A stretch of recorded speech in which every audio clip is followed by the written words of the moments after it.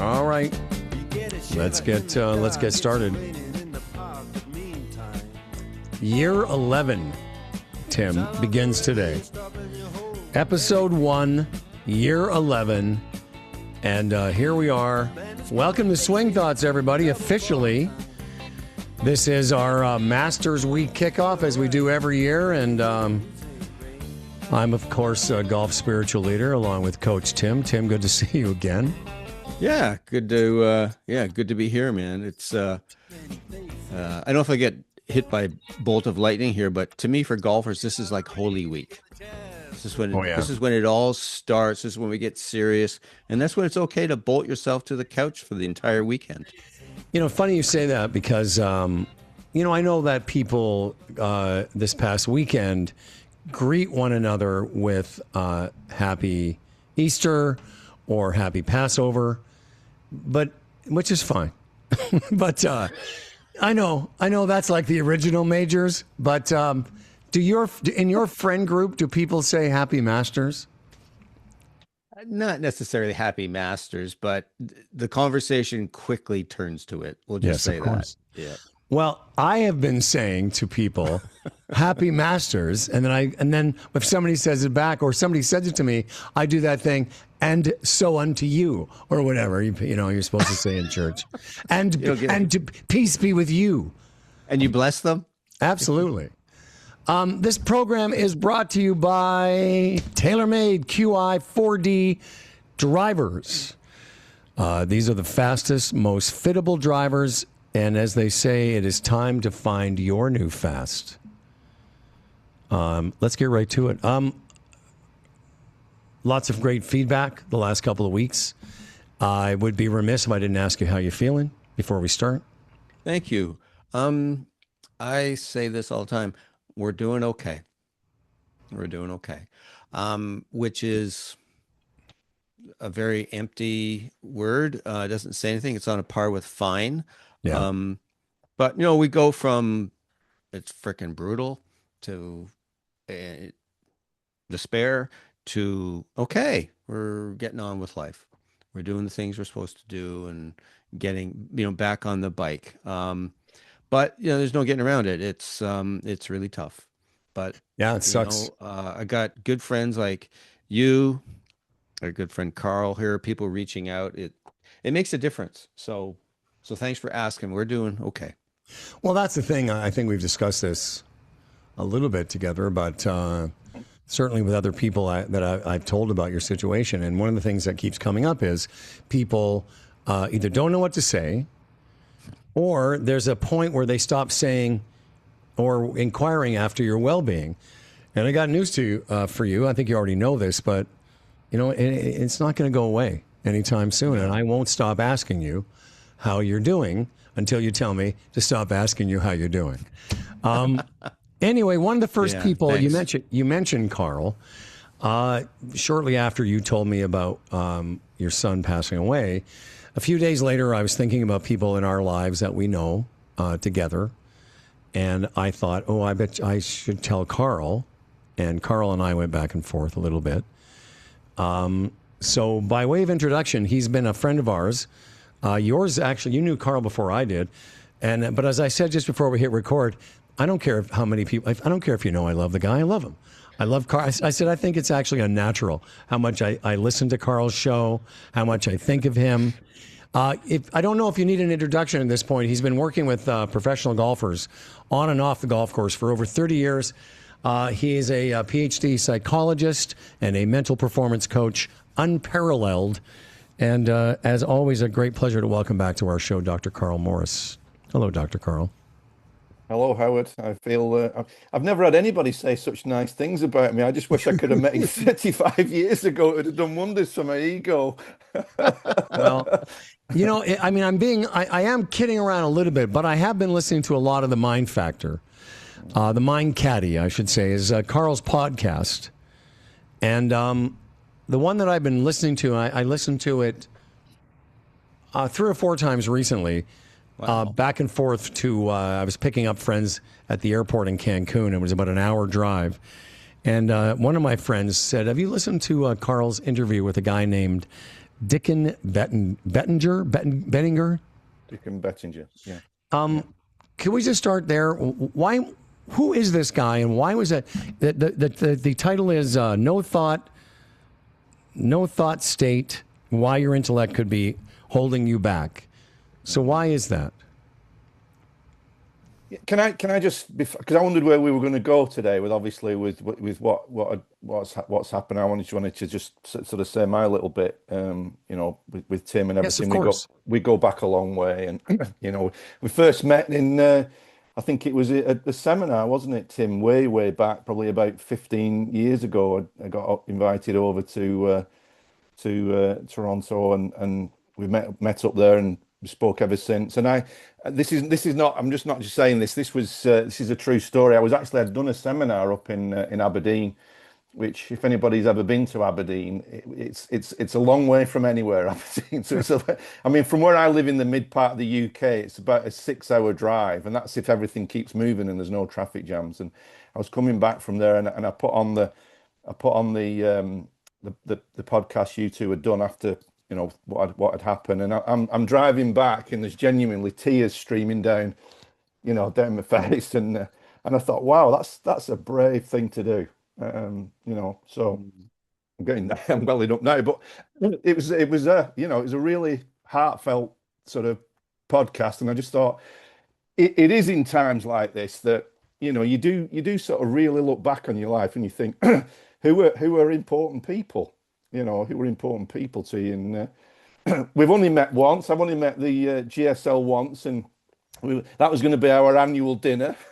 But yeah, I think it's cliche to say it, but I think you look back on your life and this game that we're all involved in, we forget how special people are that come along and share conversation. We're all battling with our own battles with the game and life and things like that. But I just thought that was just a brutally honest program. But I'm sure you'd agree, Tim. It's the worst thing you can do is not talk about it, isn't it? And pretend it's not there. And I've been through a few challenges health-wise, and you do get to a period where people stop asking you, but the real friends keep asking you, and they keep asking you and it might be a lot longer than people would normally do that. And I think that's where it's also important.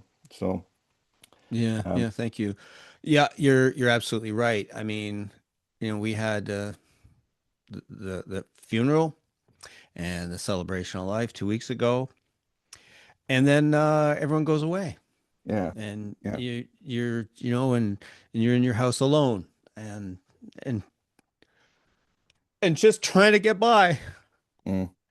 So yeah, it's important to keep talking. It's hard, as you can obviously tell. But it's good to talk. It's really good to talk. Yeah. It's freeing. It allows me to get stuff out of my head. It allows Sandy and I both to just. It sounds like happy coachy talk or whatever, but it's cathartic. Mm-hmm. And you're able to get stuff out that needs to be. You need to get it out, and it's actually what a lot of people don't understand is that people who are going through stuff like this, grieving, that's what it is, want to talk about it. We want to talk about it, and so. Well, that's why I mentioned to you, and I appreciate what you've done, Karl, because I should have given some space there before I jumped into the podcast of yours that I've been listening to the most, and since you mentioned that, and I appreciate it, so does Tim, about the last podcast. In fact, it's funny, interesting. At the end of the show that I do regularly, the real show that I do, I shouldn't call it the real show, the other show. At the end of it today, I said, I don't often recommend swing thoughts when I'm doing the Humble and Fred show, but I was talking about the fact that we were going to do our very first show of the new season today, that you were going to be on it, Karl. And I said, because the people that were on the show with me today are also parents. And I said, you guys may not be aware. I know that one of the persons knew that your son had passed away. But I said, if you're a parent, you should go and listen to it, because you're going to hear a very real, raw discussion, a very honest assessment of what life is like when the unthinkable happens. And so I wanted to share with you, since we're talking about it, and we will get, Karl, we're going to get to some golf stuff today, I promise. Everybody, That's just the relax. longest. This is the longest I've ever been on this show, Howard, and not been talking about your golf. Oh, just relax, okay, buddy? We're going to get to it. You know what? Everybody will get to it. I got a story for you. Although last time with Tim, you didn't. At the end of that show, did you hear me talk about the fact that golf still won't give me a hole in one? It's ridiculous. This came from my sister-in-law, and she wrote this to me just after I got back from Mexico. She said, "I just wanted you to know that I finally listened to your podcast with Tim." She says, "What a special conversation. It brought tears to my eyes. I especially love that the discussion is between two men. Not very typical. You touched on all the right topics, gently. It was a brave, warm, and supportive thing for you to do, and my heart goes out to Tim and his family." And I thought, I think a lot of people felt the same way. I think a lot of people got that. I think it resonated with a lot of people, even though it wasn't about golf or my game, Karl. Okay, my friend? Well, just quickly, like Howard, I had people say, like people like my brother, people that you so skillfully and compassionately led that discussion. So I just want to get that out there. I'm sure a lot of people listening to the show understood that, but I just think it's important to say it and to say thank you. Well, it was my pleasure. Yeah, go ahead, Karl. I was just gonna say my thoughts on, after listening to it is it so important then to recognize why golf isn't important, but it's so important in the sense that to have something like, look at the craziness that's going on in the world at the moment and all the stuff that's happening day to day, and I just think we can look at this game as just the most beautiful sanctuary from all that nonsense, where you can immerse yourself in your game. And we were joking before about Howard's golf and your golf, my golf, or whatever. I don't think there's anything wrong in the Masters starting off this beautiful exploration of what could be possible with your game this year. What could you achieve? Where could you play? Who could you play with? If lower scores are interesting to you, give it everything and give it a chance, because obviously the situation you've been through, Tim, it massively reinforces the one thing that we've not got a limited supply of, or we've got a limited supply of, is time and opportunity. And it shouldn't take things like this to reinforce it, but my God, it does. That, I think it was Richard Bandler who said years ago, I remember him saying to me, he said the greatest delusion that human beings have is that they think there'll always be another chance. Yeah. They think there'll always be another round, there'll always be another year. And, this is it, folks. Make the most of this round, this year, this tournament, this Masters, whatever it is, and embrace it fully. And just, I think for me, having done these podcasts for such a long time now and sharing ideas with guys like yourselves, is that it really is about taking action. It's okay listening to this stuff and, getting some ideas, but it ultimately comes down to, what is it that you're going to do with this stuff? Howard, we've had conversations, and you've gone away and worked on stuff, and Tim's the same thing. You did the course years ago. Nothing happens unless you put a podcast down and then you do something about it, rather than it just be another podcast. Yeah, I had a therapist say to me years ago, when I was going in a transition in between jobs, and I had just been fired, and my father passed away. All of it happened within about 3 months, and then a couple of years later, I got divorced. And she said to me in one of our sessions, and I never forgot this, she said, "Stay in activity, not in worry." And for instance, so Karl and I had a conversation late summer, and I was, Karl was helping me through a couple things, and we were talking about the idea that I wasn't happy with the way. Here, get set, coach. We're going to be talking about my golf game. I wasn't happy with the way that I was putting. I was hitting the ball great. And in conversation with Karl, he said, "Well, why don't we try something? Is there something else you could try?" And one of our friends friend of the show, Ken Osborne. I said, he's been putting heads up, looking at the hole. And we had this conversation, and all you said to me, all you gave me permission, this is interesting to me, all you did was give me permission to explore the idea that there might be another way of doing it. That I didn't just have to keep going this dogmatic route of, putting lines down on the green and all this stuff, worrying about my stroke.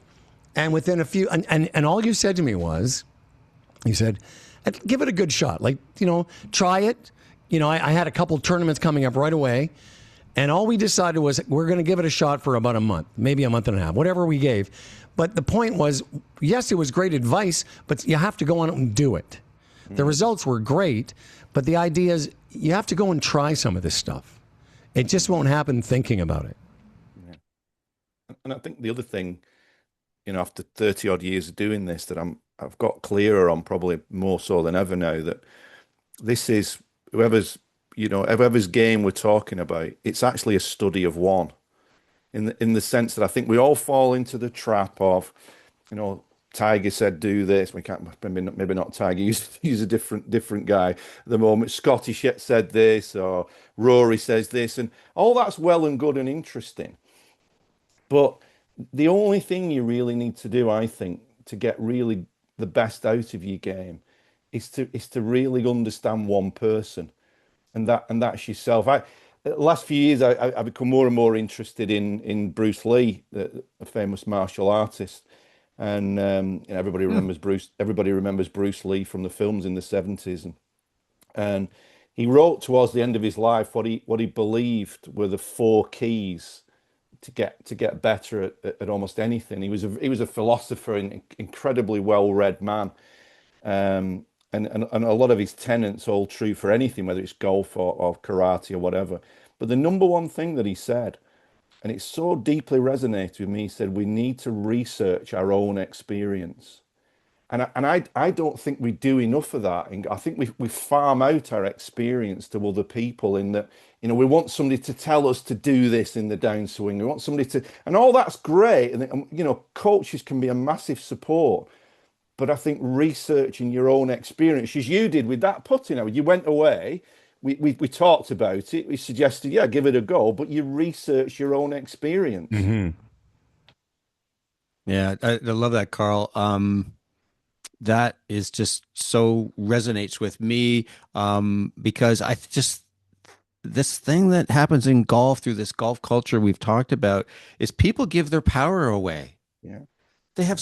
We all have so much innate brilliance as a consequence of being a human being, but we don't tap into that. Because why? Because we're in this culture that says, well, you got to meet this standard, you got to do this, you got to follow this model, this is what Scotty Scheffler did, or whomever.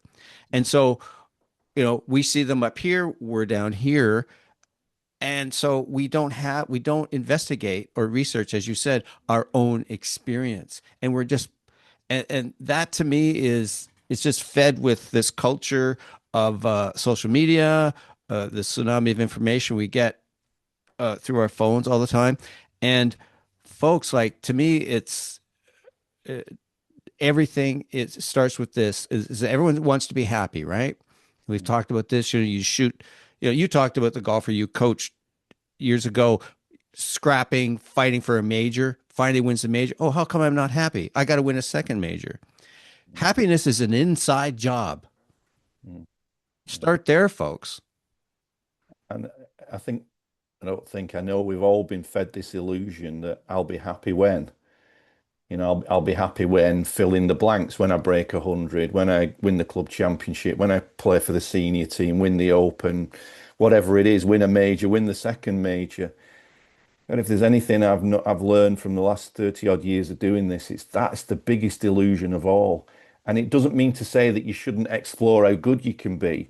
But if there's something inside of you thinks that winning something or gaining something will take away the emptiness, well, you'll be sadly disappointed. As I say, you mentioned Louis. I'll never forget that experience. Going in. How you've done the ultimate in golf. You've won the Open at the home of golf, and you've won it by 7 shots. Surely you're going to be waking up every morning for the next 30 years delighted that you're alive. And 2 weeks later, it had disappeared into the problems that life presents us. And I Yeah. just thought, wow, what a sort of lesson. And it is this cliche, I suppose, of no, it's not a cliche. It's and we'll get to Dickin in a second because I think it ties in with this, Howard, that our intellect plays so many tricks on us because our mind is so conditioned to try and predict the future and try and predict something that's going to make us happy in the future. And yet, when are we really at our happiest? We're happiest. Do you remember that conversation that we had? I know I hark back onto this when we met last year. We had dinner and 3 hours just disappeared in a heartbeat. And that to me is a simple example of just being immersed in what was there in front of us. We didn't sit down and say, right, what's the agenda tonight? That's right. We had no agenda. Although, as you said, we had no agenda, but it got pretty deep pretty quickly. Didn't surprise me. I want to ask, Karl, before we get to this guy that I referenced off the top, that I've listened to that. It's December 20. It came out on Boxing Day. It's episode 389 of the Mind Caddy. Go check it out on Spotify. And I heard it once, and then it just intrigued me so much. So I want to get to it. But I want to ask you this question, and maybe, Tim, you can answer it as well. So if we know what the unhappy golfer looks like, because we've spent a lot of time, the three of us together and separately, describing it. How about give us an example, Karl, of what you've seen that makes somebody a happy golfer? I think what really genuinely, if you look back to what got us started with the game, we all got started with the game because at some point we got this strange implement in our hand and we had a piece of rubber on the floor and we moved this implement and we made this thing go up in the air and we got a visceral joy from making a movement that made the golf ball do something. And I think we lose sight of the fact that the real juice is actually shots and producing shots. And I think if you could play golf this year, it's an interesting one. More recently, I've said to quite a few guys that if you go out and play golf, and you can fill in the numbers on this depending on what level you're at, and you sort of go out, let's say a scratch golfer. If you were going out on the golf course, you're going to be confronted with between 60 and 80 separate individual puzzles. Every one of those puzzles is totally detached, separate, unique. You've never had them before. You're never going to get them again. The more you can get immersed in those individual puzzles, and just when you solve one of those puzzles by producing a shot that answers the question that the golf course is giving you, that's where the actual real resonant deep joy is. Now, ironically, if you get good at solving the puzzles, you'll be quite happy with the number in the scorecard at the end of it, and then your name goes up on the board in the clubhouse, or you do whatever. Those are all, to me, phenomenal byproducts of that immersion and that. Our brain's a problem-solving machine. It loves to solve problems, but solve the problem for its own sake, not for what it's going to maybe give you at some point in the future. Well, if I can just jump in quickly. So, and it's interesting you answered that way because it goes to process as opposed to outcome in a lot of ways. And I think for me as a happier golfer, I'm in love with the process, whether it's coming up with a shot where I have to hit it over some trees or just, I was dicking around in Mexico, just hitting chips with 7 irons and 8 irons like I used to when I was a kid. Like, it's incredible how much easier, I don't know why I forgot this, but it's way easier chipping off a flat lie with a 9 iron than it is with my 60-degree sandwich. So just like you say, discovering, researching your own experience. Tim, what do you think makes a happier golfer? Well, I'm going to just build on top of what Karl said, the word visceral. Like that's like a physical experience. It's like your entire body's involved, your whole head, heart, and soul is involved in it. So to me, it's connecting with a part of us that is just, that's where our real soul and spirit is that part within us. And so what I'll attach to that is connection. And so that's a unique thing about golf is we have this white orb here. And we start with it here to send it there. And in so many ways, it's like we connect with the target, we connect with ourselves, we connect with the people we're with, we connect with the world. To me, that's what's going on. We become part of something that we're doing something physical that connects us with things bigger than ourselves. And we also tap into parts of ourselves we may not have explored. So it's it's way more than, if golf was just writing a number on the scorecard, I wouldn't be interested. Hmm. But there's so much more. And that's what I love about this game. But I'll just add this quickly. I remember asking, so this is the 70th anniversary of Mo Norman playing in the Masters for the first time. He played in it Wow. twice, 56 and 57. And so when I'm writing the book on Mo, The Feeling of Greatness, I don't have a title, I don't have anything. I asked him, Mo, what do you like about hitting a golf ball? And he just kind of brightened up and he says it's feeling it. Is it hitting the shot? And like it's almost like I'm part of the golf ball. I'm like flying through the air with it. And leave it to Mo, someone who's like, you talk about someone who tapped into their innate brilliance, Oh, Mo yeah. frickin' Norman. You talk about somebody that researched their own experience. Is there anybody that swings like that? I know Todd Graves but really, like, that was somebody that researched. Well, think about the great ball strikers. Think about Ben Hogan, digging it out of the dirt, but he researched his own experience. Trevino. George Knudsen, another Canadian. So, Karl, can you maybe now take what we've started discussing and just tie in a little bit, take some time and explain who Bettinger, am I saying it wrong? Bettinger. Dick Bettinger is, a little bit who he is and why people might find that particular podcast value. Dickin, I mean, I don't know him that well. He's been on the podcast a couple of times, and I think he's one of those folk when you actually see him and spend time with him, you instantly warm to him. There's a genuine warmth to him that's so engaging.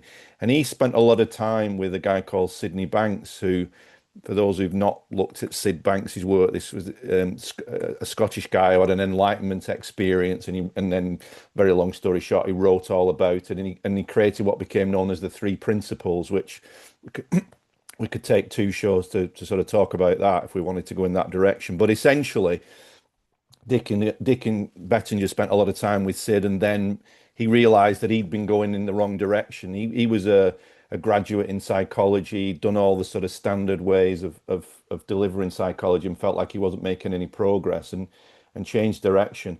And I think the heart of what he talked about in the podcast was this idea of no thought.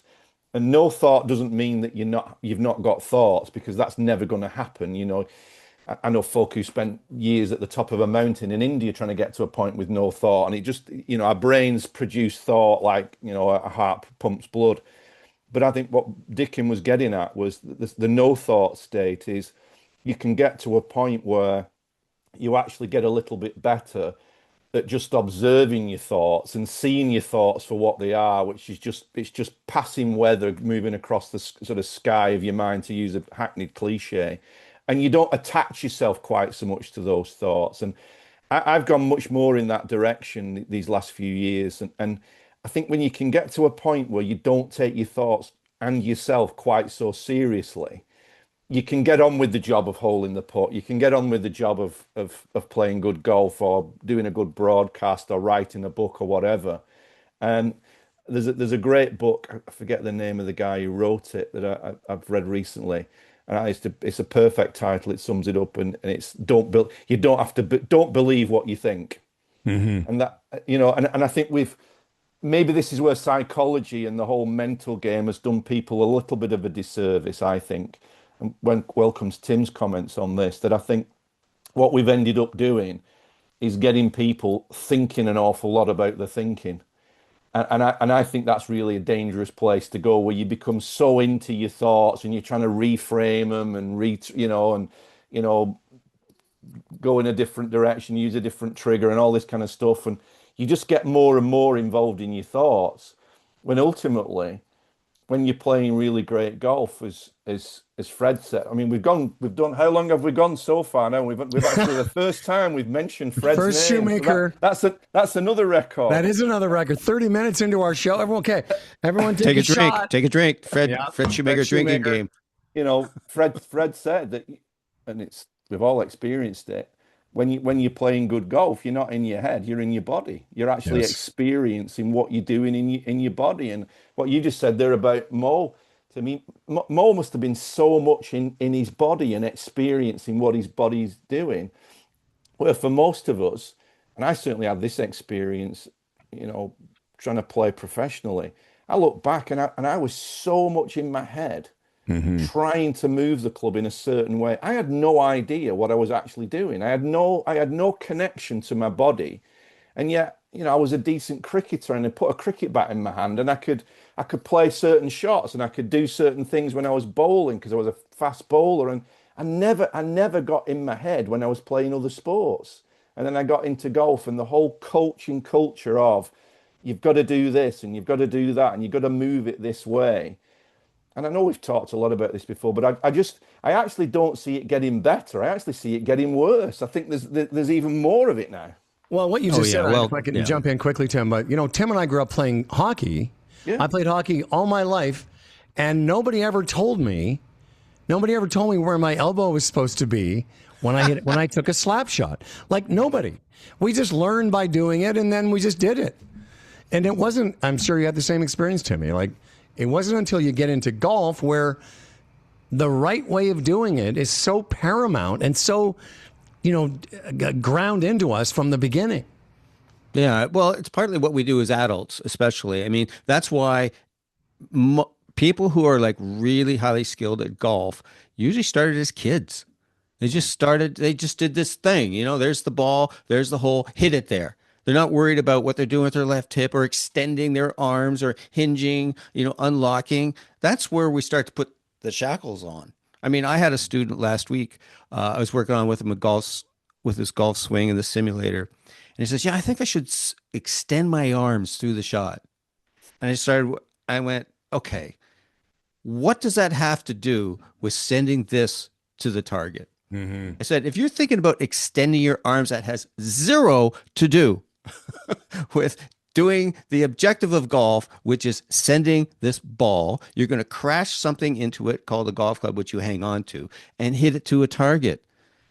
But Karl, as you said, Howard, as you affirmed, this is what we do in this golf culture is how to do it right. But then again, that's why when kids develop a golf swing, they're just doing it. And so they're not trapped by that adult frame of mind that is self-conscious about doing it right. How will I be judged? Am I meeting the standard? Am I working hard enough? Blah, blah, blah. So, Karl, back to the interview with Dickon. So the idea of no thought, the three principles were not attaching to your thought, and then the wisdom, there was the intellect, and then the wisdom of your heart. Maybe you want to just kind of touch on that a little bit, if you wouldn't mind. Yeah, I think it's, I mean, what would we call it? Gut instinct or... Yes. You know, I think putting's a great place to look at that, where if ever there's a human activity that has been intellectualized to death, it is putting. I mean,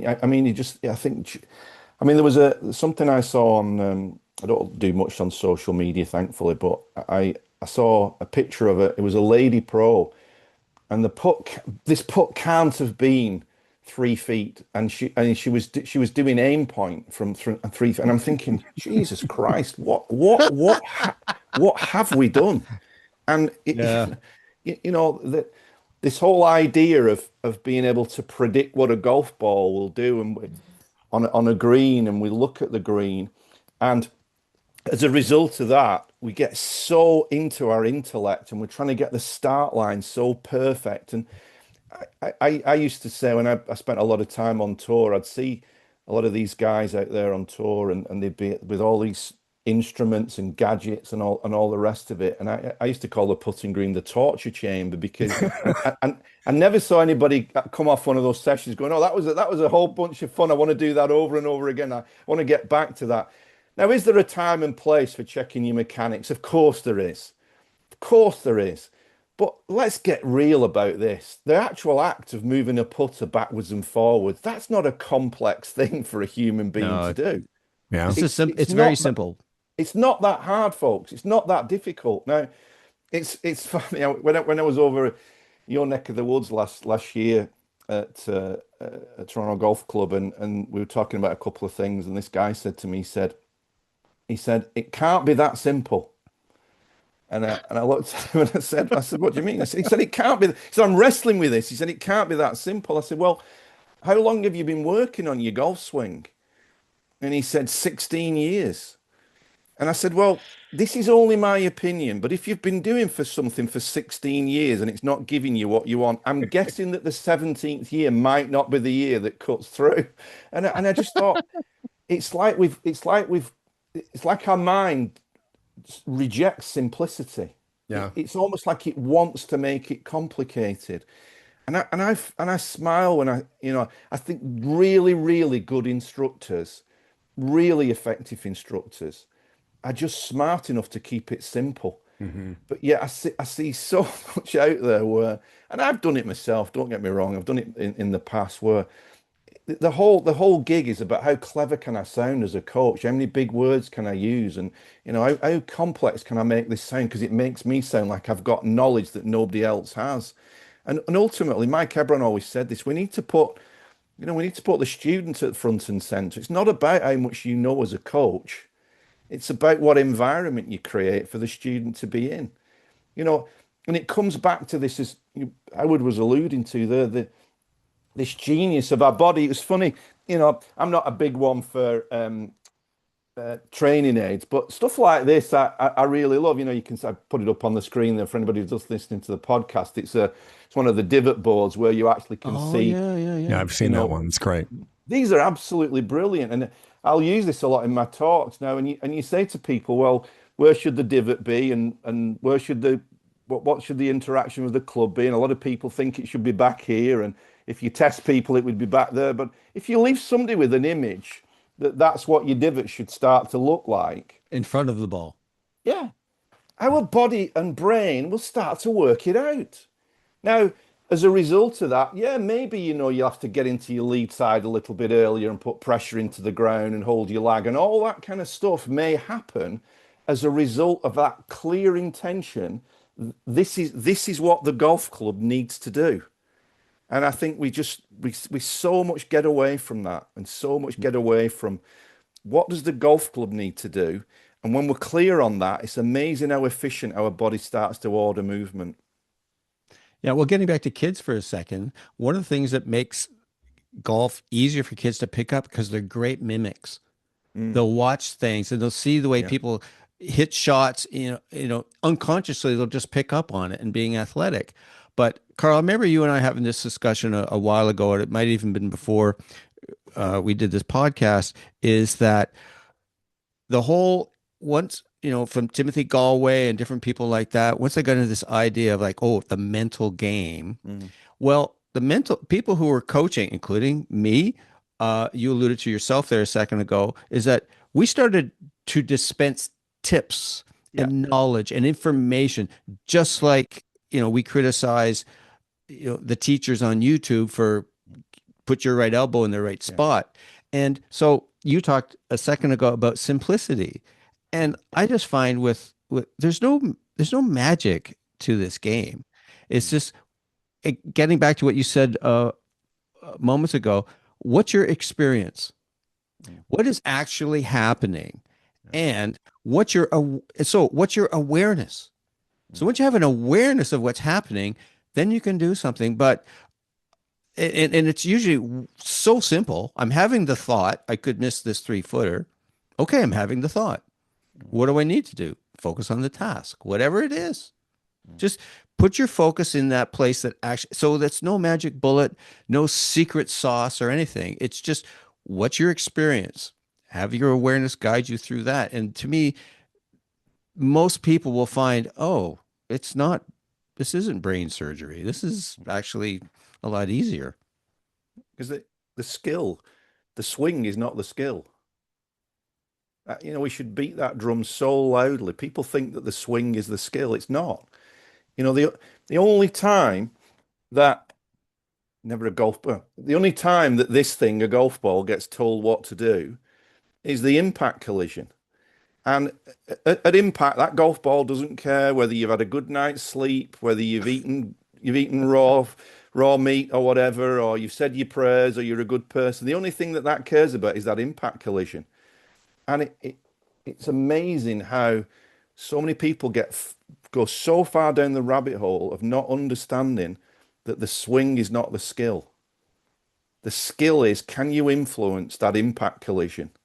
And like I just said with the mat there, that when people get a clear idea of what that collision should look like and go, oh, because it makes perfect sense when you say to people about the divot board, holding it back up again. You know, why does everybody bottom out there behind the ball? Well, that's the genius of the body, because what does everybody want to do when they first start to play golf? They want to get it up in the air. Exactly.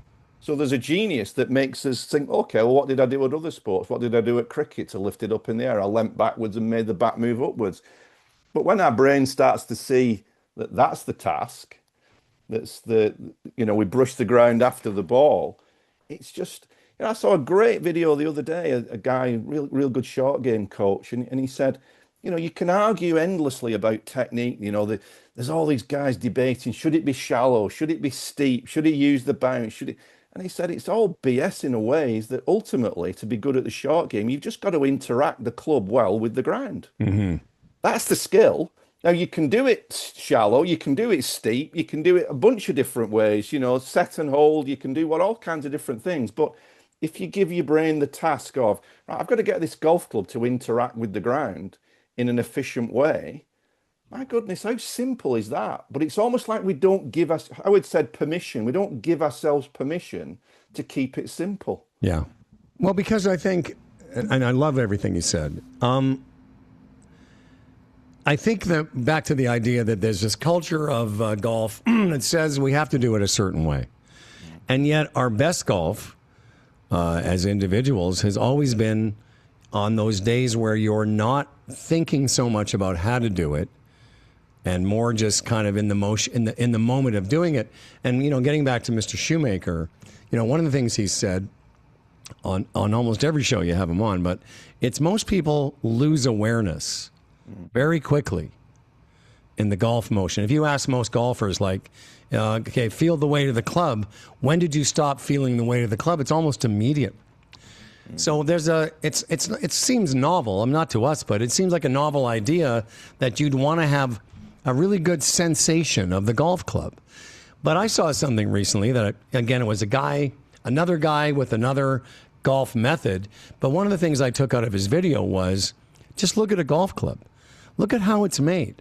That shaft is leaning, for the most part. When they made real offset clubs, it was to accentuate the leaning, the fact that the grip is ahead of the bottom of the club. And what he said in this video was, just learn how the tool is made for you to use it. It's not about where your backswing is and what kind of weight transfer. You just something needs to happen with that shaft. And as you say, once you get a picture of where it needs to be, but if you just look at a 7-iron, if you just return the 7-iron to its state, at address, you have a pretty good chance. But we don't. And that's also, as you said so articulately, instructors are just trying to find cool and funky things to say to make it sound like they know what they're doing, because you're paying them all this money. Which, I would say for every instructor, you should look at the golf machine, and you should look at all the different approaches and techniques. And I'm not saying there's anything wrong in any of those things to understand all that's going on in a golf swing. But I think ultimately then, how do you deliver it to that individual? And if that individual, if it is, as I say, I fell into this trap and probably still do. If really what's driving the coaching is letting other people know how smart you are, you're probably not in the right business.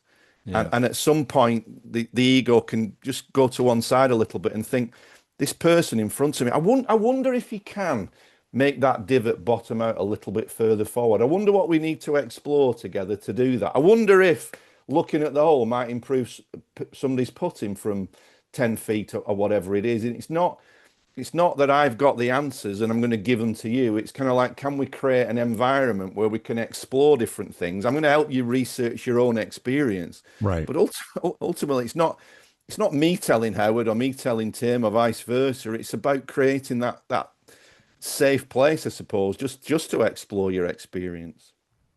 I think that's a great way to put it, that a good coach does that. A good coach is just there to help a student explore and research their own experiences. Even if it's experiences that, you two have set up for them. Because really, we had a conversation, Karl and I, for about an hour in late August, I would say. And September, October was some of the best golf. There's some of the best tournament golf that I played, certainly last year. But it made a big difference. And all it was you said, okay, you have permission not to do it exactly how you've been doing it. And I was like, oh, this is great. How do I pay?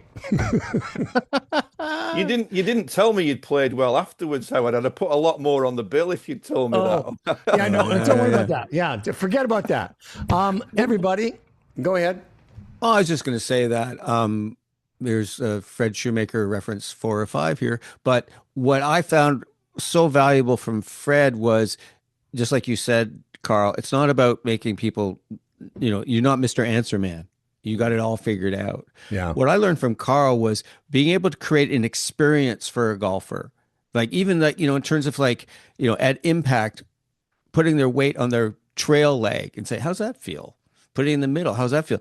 Put it on the lead leg, more of it there. How's that feel? Whoa, that feels way better. Mm-hmm. Now they're having their own experience. And what, Karl, I don't know if you've done this with your students, but have them throw the clubs, helicopter style, not tomahawk. Mm-hmm. And you videotape them, which I learned obviously from Fred. You videotape them hitting a golf ball. They're hanging back. The lag is all gone. They hit behind the ball. Then you say, throw a club. Throw a club. They look like a tour pro. Why? Because they just access this natural. They have their own experience, and then they go like, "Oh my God, this is incredible!" But it's their own experience. Yeah, because they're not trying to throw a club; they're just throwing a club. Yeah. Well, I'll tell you what, boys. If throwing a club was the point of this game, I'd have been a +7 like 20 years ago.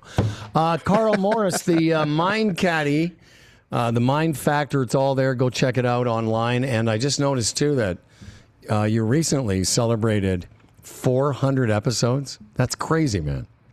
So, yeah. Wow. I didn't even know what a podcast was 8 years ago, and then got into it, and it's as you guys have experienced, it takes on a life of its own, and you almost feel committed to. I think when you get past sort of 20 or 30 episodes and you still hang in there, because I think the research is most podcasts just disappear after about 6 episodes, because it is a commitment to get it out regularly. Oh, Karl, we have a studio here. I used to rent it out to people, and they get to episode usually between 5 and 6, and they find out that it's kind of fun, but it's hard to do. And as you say, you have to keep doing it. They usually drop out. Yeah. I'll just tell you while we're talking about throwing clubs, one of the best, this is how good experiences can be on the golf course. Maybe the best line I've ever heard in golf was this is years ago. I was playing in a tournament, and there were 3 of us, and one of the guys in the 3 ball had a reputation as being a bit of a hothead. And he's having a bad day. And you can see the kettle starting to boil around about the turn, and it's getting stronger and and his face is turning a deeper shade of red and all the rest of it. Anyway, but I think it was the 13th hole, something like that, and it was the best line I've ever heard. Where he's hit this tee shot on 13, and he's snap hooked it left into all the crap, and he's got his driver, and he's attempted to throw his driver down the fairway, and he's thrown it, and the driver's gone left. And this other guy that we're playing with just calmly walks over to me, lifts another club out of his bag, and he said, "I think you need to throw a provisional." That's brilliant. That's very good. Really good. Well, that's when we can end our segment with Dr. Karl. Listen, you've been very kind to us. I don't know how many times you've done this show, but We certainly appreciate you helping us kick off our very first episode of the new season. And what is it the mindfactor.com or mindfactor? I think for anybody who's a player, to have a look at the Mind Caddy app, which we've got the AI version on there where you can have a conversation with an AI version of me, which is quite interesting. My wife said it's better than the original, but that's another story. So when she said at least the AI actually asks a question. Yeah, I was going to say, when you're arguing with her, does she say, "Can I speak to AI Carl now, please"? Yeah. And then for anybody who's really sort of serious, I know Tim's done the course, but we've got the new Mind Factor Coach certification. That's an online platform. I'm quite proud of it. Really, it's kind of like my life's work's on there really, and it's a complete certification course, and you get a mentoring session at the beginning and at the end of it with me, if you're interested in either coaching it or performance in any way. So that would be, if you're really serious, I would say have a look at that on the mindfactor.com website. And we'll put in the show notes that there's a code that you could get from our so you could get a nice sweet discount on that course. There's a discount for Swing Thoughts. Yeah exactly. I know you're not you said the last time we corresponded that you weren't 100% or that there's still a chance you might be here in Toronto in the summer. It's potentially going to be resurrected, but I say only potentially at the moment. It looks like the World Cup scuppered the original plans, but there's maybe an opportunity after the World Cup, July, August, to do a couple of dates in Ontario, and then potentially in Montreal, which I've never been to Montreal. I'd love to see. It's beautiful. It's very beautiful. So hopefully we get, if that's the case, we'll have our annual dinner. I was going to say, obviously we'll get together. Yeah. And we'll unpack all the problems of the world. Thank you, Carl. Appreciate it. Great pleasure, and thanks again for having me. Yeah, good to see you, Carl. Cheers. Yeah. All right. All the best. All the best. There's Dr. Karl Morris. Fantastic. Yeah. It's funny because one of the things when we were talking last fall about making this change in my putting, he also said, talk about giving giving a person permission. He said, okay, well, try it. And I said, well, I'm going to give it a shot. And I said, I'm not sure I'm going to do it on every putt. He goes, on every putt. He goes, that's okay too. I said, what? He said, yeah. It's like if you feel like it, then do it. But if you don't on a particular hole, he said, even on in a round, if you feel like you want to go back to, like, don't be dogmatic about it. Totally. And I thought that was a really interesting way to approach it because, like I'm like any other player, and especially a tournament player. I was just looking for answers. Well, totally. But what he told me was basically the answer is, give it a shot. Go out and do your own research. Go out and research your own experience might be the biggest takeaway from today. Exactly. Yeah, and trust your instincts. Trust your instincts. Just go by what, like you just said, it's your own experience that counts, and not to be dogmatic. And that's what golfers do, is that they adhere to these so-called, principles of what they're supposed to do with their backswing or whatever. When I was a kid, the way that Lee Trevino swung a golf club was so out there in the golf world, his wide open stance, aiming left, holding it off. But it turns out he did his own research. He found a way that worked for him where he grew up, trying not to hook the ball, trying to hit it low. All that stuff went into his unique swing. And, not to be too esoteric, all of us have that. We've all experienced it where it just seems to be working. Well, that's your authentic motion. Exactly. Everything else is just noise. Yeah, that's just like, Chivas irons. Yeah. Your authentic swing. And that's like, how old is that book? 40, 50 years old? It's almost as old as us. Not quite. Yeah. But that authentic swing, that's just your experience. And that is just, I think it's weird how that's the hardest thing for most adult golfers to get, that it's okay to have your own swing. I have a friend a mutual friend you and I have actually, who is turned himself into a bit of a putting guru. And what I mean by that is he has studied, and I mean, I love this guy, and I think he's great. And he has studied the work of Phil Kenyon. He has spent the last 2 years, maybe more now, going through all the Phil Kenyon online courses and having some mentoring with him. And this guy is now a putting coach to all our friends, and he really knows his stuff. Like really, really at a very detailed level. And I would say anybody would benefit from working with him, because there are some obvious things that he is going to be able to see and correct, but it is a deep, deep dive into the world of putting. And I play some golf with him, and he says I've got a pretty good stroke, blah blah blah. But I can tell you that just not looking at the hole, like, it was crazy to me. Part of it is, and you'll get this, we all feel a little self-conscious if we're doing something that everyone else isn't doing. About the second or third event that I did this, I was on the putting green at a pretty nice golf course. Can't remember if it was Weston or whatever, but I'm heads up putting. There's lots of people around, and I'm the only guy doing it. And somebody walks up to me, and he said, "What are you doing?" And I said, "Well, this just practicing." He goes, "You're not going to be," this is what he said. He goes, "You're not going to be that guy now, are you?" And I said, "Yes." Oh, that's funny. That is I really said, funny. "Yes, that's who I'm going to be now." Hang on. I apologize. My throat's really sore. I've been talking too much today. So Mo Norman doesn't look like any other golfer. Yeah. Still, the only closest one, and he didn't do this deliberately, but Bryson DeChambeau, the way he swings, the whole single plane thing. Yep. And people would ask, so Todd Graves, a friend of mine, coaches the single plane motion. And the key reason most people won't give it a shot is because they don't want to look weird. Yep, that's it. I agree. Don't want to be on the range and someone go, "Oh, how come how come you got your arms so straight and your legs are so wide, et cetera, et cetera?" Because they don't want to look weird.